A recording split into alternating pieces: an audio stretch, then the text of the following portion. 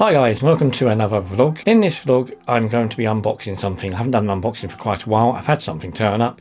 I've had the opportunity to open it using the Swiss Army knife, which is coming really handy for opening boxes and things.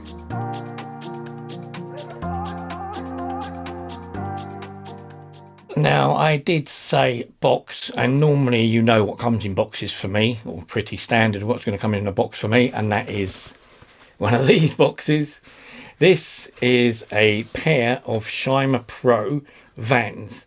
A little bit understated for me, but you'll see why. Very nice though, nearly new off of eBay. When we open the box, we've got your normal paper, and then we've got our, as I said, virtually new pair of, as I said, for me, slightly understated shoes maybe. When I saw them online, they looked sort of a greyish colour, black and grey, with this sort of leaf pattern on them.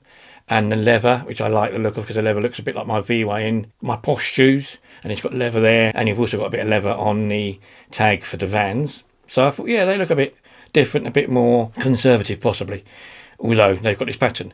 But when I got them, obviously they weren't as grey as I thought they were. They're actually like a navy blue, which I prefer. I actually prefer the real life look of them than I do the look in the picture, although I even bought them from the pictures. They've got a little brown sort of bit round the back as well from the heel. They've got the Ultra cushions in them, which I haven't had before. In fact, because they're so well looked after, they've even got the little cardboard bits that space them that go inside the shoes in both. Fresh laces are clean, everything's clean and nice. I may or may not change the laces, you know me, I'm not 100% sure. I have got spare laces up there. I've got some greens, oranges, pinks, maybe whites, blacks, sort of things. I mean, I don't tend to keep them the same, so chances are I will change the laces for something else. But these are quite a nice looking pair, and they look like they're going to be really, really comfortable, which is why I got them. But talking of comfort, they did take a little while to come through.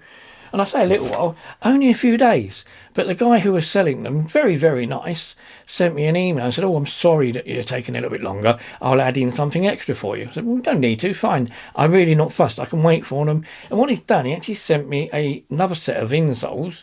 These are the Pop Cush. These are actually more springy, more bouncy and softer than the Ultra Cush ones. So these are actually going to be quite handy to go in another pair of shoes, something I probably wear on a more daily basis, which I haven't got ultra comfortable ones in at the moment. So yeah, actually very, very useful. He totally didn't need to do it, but I'm very glad that he did, because I'm going to have a definite use for these, and obviously a definite use for the shoes when I get out and about. So I've got my new shoes on. I did eventually change the laces because I'm like, I can't not change the laces. So I've put something a bit different, not massively out there leery, it's just a slightly lighter blue, but it looks slightly better. And I've come to a shelter at the seaside, which is on top of the cliff overlooking Apple Bay. And as you can see behind me and all around me, there's lots of little paintings. And this is a really, really nice, really good community project. There's loads and loads of painted bits of wood behind me and all around the shelter. And there's a box in the middle here. And basically you grab a bit of wood out of the box. It's already got a white paint on it, so somebody's painted it white. You take it home, make whatever you want to make, artwork wise, and then you bring it back, stick it back in the box, and every so often somebody comes to collect it, and the person who collects it sees if it's good enough or if it's appropriate enough, and then sticks it up on the wall in here. It does get me thinking that maybe I might want to do something and try and add something to it, but I don't know what. And currently the bits of wood are only quite thin. There's not a large piece. Well, there's a large piece which is too big, or the other bit's a bit long and thin, but it does make me feel like I'd want to do something. Whether or not I would use my knife and carve something, you could carve with the Swiss Army knife. Proton guns are all well and good, but sometimes you need the Swiss Army. Or you could paint or draw, so I might draw, I might paint, I don't know.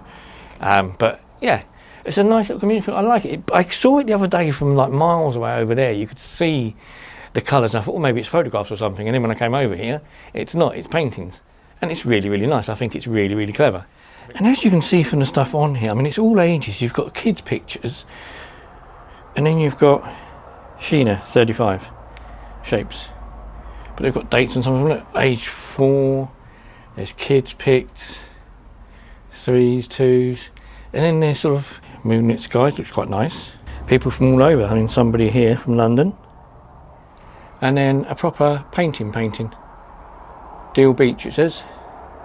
which is really, really nice. Seems to be lots of superheroes. I mean, weird Batman, Spider-Mans and Iron Mans, that sort of stuff. But it takes each and everyone to make art, and everyone makes different art.